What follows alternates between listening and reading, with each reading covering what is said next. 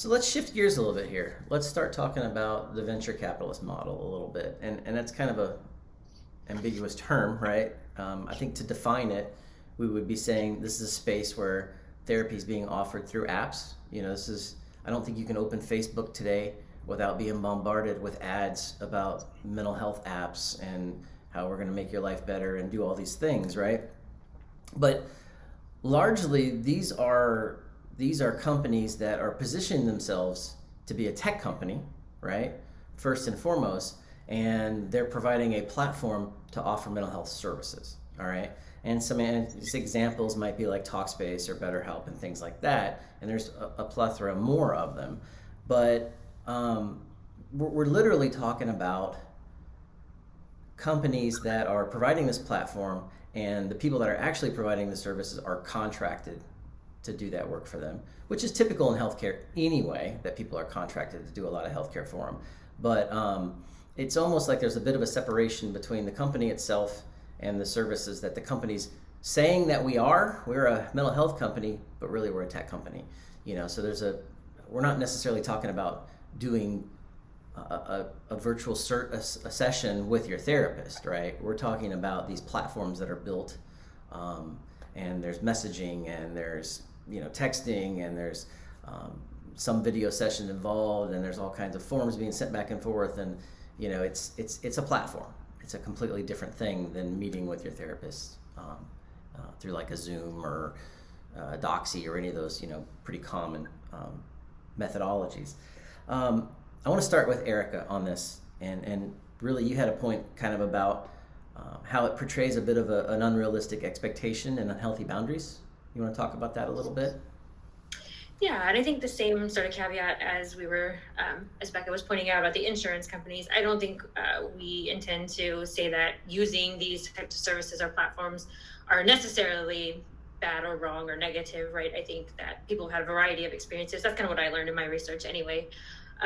But I think to what you were saying about the delivery of services, I think it might be helpful for potential clients to view them as clients of this tech company instead of clients of the therapists. Right. So that may help people sort of make this distinction in their brain. We're like, okay, hold on, actually, I'm paying into XYZ company and I'm their client. I'm not the client of Erika, right?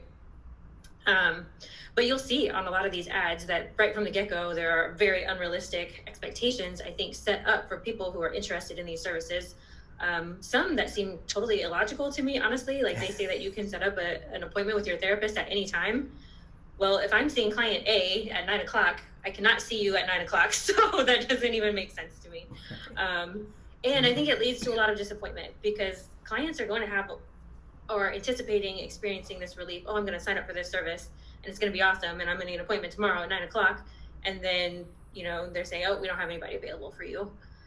Which I think leads to some of these other issues about, not being able to get the help that you really need when you've finally made that step to actually get that met. So I know there's the ones about the texting. You can text your therapist at 1 o'clock in the morning. Right. One, your therapist will probably not answer if they're a decent therapist anyway. And two, I think people really need to understand, again, you're not a client of the therapist, you're a client of XYZ platform company, tech company, and they are always finding ways to market to you. And by them saying, you can't solve your problems on your own, you need to be texting your therapist at 1 o'clock in the morning, they are reinforcing your need to rely on their service. And I don't think that's something a lot of people are thinking about when they're thinking about, oh, it'd be wonderful to text my therapist at 1 o'clock in the morning. Right. And there's so many reasons that it would not be, and please nobody text me at that time. Right. So Tabitha, can you talk a little bit about therapist abandonment? Yeah, I've heard from a number of clients that have come to me after using a service like that their therapist was suddenly just gone off the platform, or they were suddenly reassigned for reasons they don't know, or they were ghosted. And like they were supposed to go to a session, therapist never joined or never responded. And again, like Erika was saying, this is not like this is every therapist on these platforms does these things, but I hear it enough that I wonder how often it does happen. And that's really concerning because especially if you have, if you've taken the moment of courage, right? Like coming to counseling is courageous. It is incredibly courageous. And you've taken those steps, and then you aren't met with all of the things that we should meet people with. That's deeply hurtful. And for some people, they don't recover, like, to come back to counseling, right? Like, you know, the ones that come to me were like, this was my first counseling experience. I thought this is how it was. And I'm like, this is not how it is. This is not ever how it should be. And then they work with me and they're like, gosh, it's so different. And that's the piece that worries me for clients. What if they don't come back? Right. And they could have really benefited, and their problem gets worse, and then they are seen in an ER, or they are having to be hospitalized, or they have a marriage that fails, or a relationship that's severed with their child. There are so many implications here that not having it done well is deeply concerning to me. And from the stories I hear, it happens, and that is worrisome. So you're talking about a little bit about not having done it well, and I think that kind of leads into a topic that Rebecca had brought up about it can lead to not good therapy at times, right? Right, because the tech platforms are set up to give you a quick fix and to keep you engaged in their platform, because then they can market more services to you. And the whole design of the system is not set up for you to have lifelong transformation. I know from having talked to the other people on this call that we have all put a lot of thought into the processes, the policies, the procedures that we have in our practice, how we decide who's a good fit for us, who's not a good fit for us, how we run our practices down to the timing of the sessions, the length of the sessions, how often we expect to meet with you. And all of that is done with this intention of, we have this set up because we know it gives you the best outcomes. And we also, to my point before, we also have the professional training to know, like, we know the laws in our state, we know that ethical codes of our license, and we have, these years and years of experience to know that these are the ways that we can set things up that give people good results. And the tech companies just aren't set up that way. They might have someone who's a clinical consultant who helps them kind of think through things, but they are set up primarily to make money and keep people engaged in the platform. And so just the way that the therapy is set up isn't done from the framework of, this is how we create deep healing and lifelong transformation for people. And we hear rumors of the tech companies encouraging the therapist to do unethical things, or acknowledging that, we know that you're breaking the law here, but we'll just cover your legal fees if you happen to get caught. And our businesses aren't set up that way. That isn't good therapy, especially if your therapist is an ethical therapist and is working on one of these platforms and they feel like they're in a bind because they can't serve you in the best way. And it also is an issue if we're only working on quick fix stuff. Right. It's just kind of treating the symptoms and not getting down to the stuff that's causing the symptoms. And I know that for my clients, that's what I want to help them get to, is is it going to be harder work? Yes. Is it going to keep you engaged in therapy a little bit longer? Probably. But the idea is that if we can fix the thing that's causing it, then you don't have to be a client of mine for forever. Right. This isn't going to be, this therapy subscription isn't something that shows up on your credit card for forever because you always need the service. If I'm doing my job well, I move you through a healing process, and then you don't need me anymore. So that's one of my issues here. Is my concern is that the venture capitalist model isn't set up to be great therapy. Right. Which isn't to say that some people can't make a connection and have a good experience with their therapist on the platform, but the whole system isn't set up for that. Right. I mean, I can definitely, part of me wants to say some access is better than no access, right? But I think we live in a world where we can do good access, so maybe bad access isn't good enough.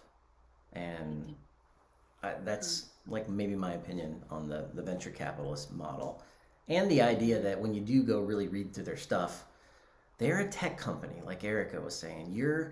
You are, when you get an Uber, right? You're getting an Uber. Like, you don't think about, I'm getting Joe driving the Uber car. I'm getting an Uber, right? So it's the same way with BetterHelp. I'm getting BetterHelp or Talkspace. I'm getting Talkspace, and somebody provides me a service in that. It's really not that same kind of connection and relationship and service being provided at all, right? Yolanda, I feel like I'm piling up on you because I think earlier you talked a little bit about overworked and overwhelmed, but yet, the same thing kind of applies to this venture capitalist model as well, right? In a way that it's incentivized. Well, and just to piggyback on what Rebecca was saying a minute ago, as far as like these tech companies, their policies and procedures being across the board with no consideration as to what our ethics and legalities are in each state, because each state has independent requirements. And we're in the state of Florida. In the state of Florida, text therapy is not allowed. It's illegal. It's illegal. So if you are seeing a therapist on one of these platforms in the state of Florida and you're texting back and forth, right, that's not cool. That's not cool. And, there is can be some conversation around, well, should it be legal, whatever. But right now, that's just the requirement. That's the law. Also, I hopped on a call with one of these companies because they're recruiting hot and heavy right now, just to kind of see what they had to say so that I could speak, from my experience with that. And they do have sign-on bonuses, which isn't uncommon, right? That's fine. But what was really concerning for me is the person who was sharing their experience of working on this platform was talking about how they have up to 10 clinical sessions in a day. I would not want anyone, I know that there are plenty of us who work 10 hours a day, but I would not want anyone to work 10 hours a day, face-to-face, client-facing therapy services, for one. For two, I would hate to be the 10th client of that person's day, because they've got to be tired. That's a long day. And also, these platforms are incentivizing therapists to message clients outside of their therapy appointments. Again, kind of telling you have to stay engaged with this platform, right, in order to be well, whether it's clinically indicated or not, whether that's actually what's best for the client or not. And this clinician was saying that they send out worksheets to their clients as well in order to engage them so that the platform could bill more, so that the clinician could bill more. And so, again, not even indicating that this was clinically appropriate or necessary. Don't get me started on worksheets. I think there's much deeper therapy that we can do, much deeper work that's going to be longer lasting.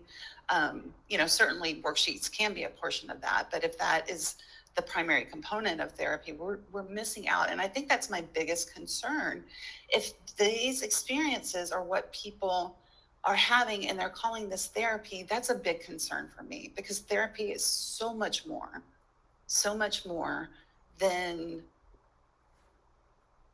these platforms that tend to keep things more surface level. Right. That's going and back there's concern too on some of the platforms will pay the therapist based on how many words they type to the client, and that is in relation to how much the client sent to them.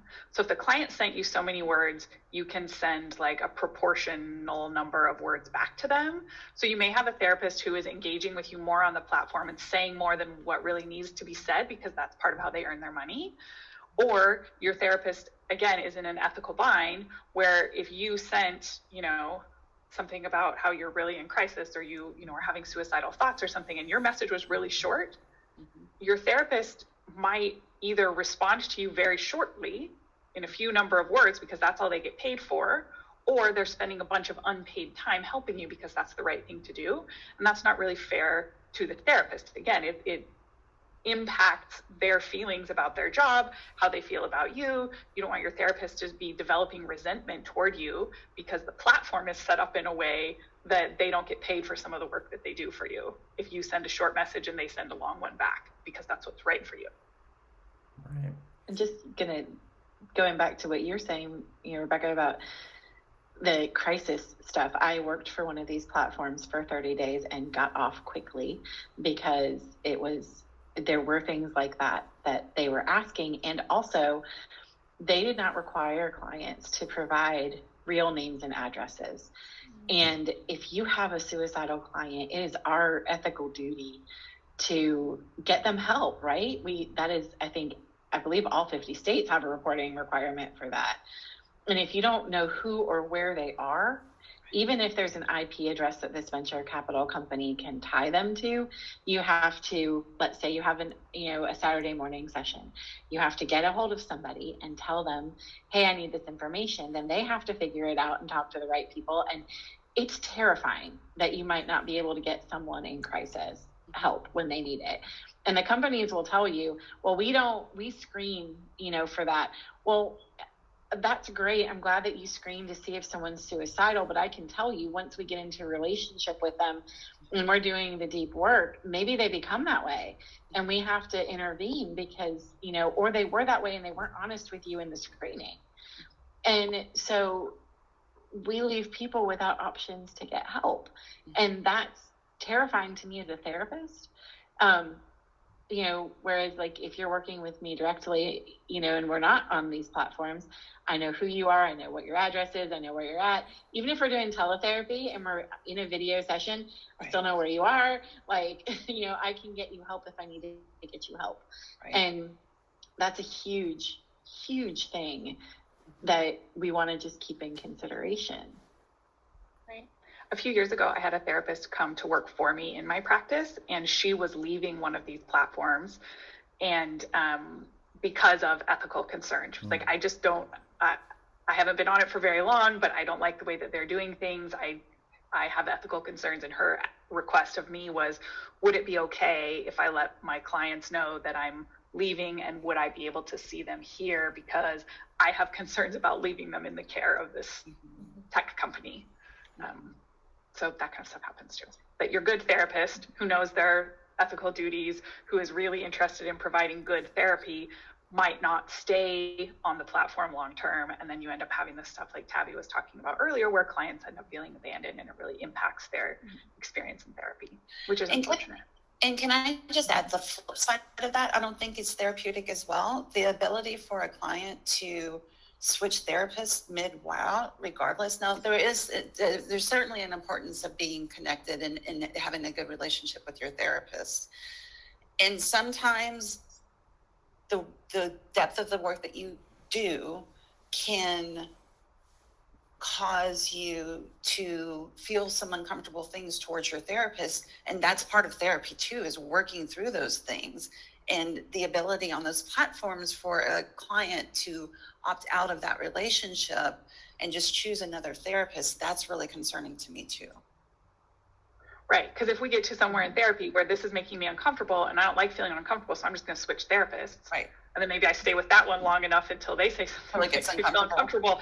Mm-hmm. Right, where if you didn't have that facility to switch therapists really quickly, any one of us would know how to help you work through those uncomfortable feelings, because your healing is probably just on the other side of that. Right. But if it's too easy to switch, you never get through that. Right. And we've all written policies and procedures with that, taking those things into account. Right. So yeah, that's as big of a concern for me as the other stuff. And if we aren't a good fit, all of us here would help you find someone else, right? And do a warm handover where we, talk to the other therapists that we're helping you connect with and give them information so you don't have to tell your story again. But again, it creates this cycle where, again, my biggest concern is people walking away from these experiences going, I tried 5 different therapists and therapy just doesn't work. And therapy does work. Good therapy works. Right. Well, I think another concern on the other side of that too is that, to my understanding, there's not a lot of options if the work is outside of the therapist's scope. So if I get paired with somebody who's an eating disorder client that I'm not qualified to treat and would far be outside of my scope, I don't think it's that easy. I would have to explain that to the client, and it would be the client's responsibility to switch therapists. And there would be a process, right, in my practice for that I agree is the same thing. It's not part of their policies here. Right. And just to go to that point, Erika, since our group specializes in domestic abuse and coercive control, anything that is text-based on your computer can be tracked, right? So if you have a abusive partner who is monitoring your stuff and all of your therapy is online through one of these platforms, you're creating this record, and that can put you in danger. And I don't know, maybe they have policies that I'm unaware of, but I don't know what their policies are around protecting the victims of abuse, right? I don't even hand things to clients in sessions when we're talking about certain things, because if they take it home and leave it out, it could end their life realistically. And so just being mindful of how protected is your information in general. And we do know that if we read these terms of service, they do sell information. There's actually a Consumer Reports article from last year about your data at some of these companies not being terribly private. And that's really concerning, because that can put people at real risk, right? Not only your privacy and your confidentiality being at risk when it shouldn't be, but also your very safety can be put at risk depending on what you're coming to therapy for. And that's something that just makes me have a massive pause.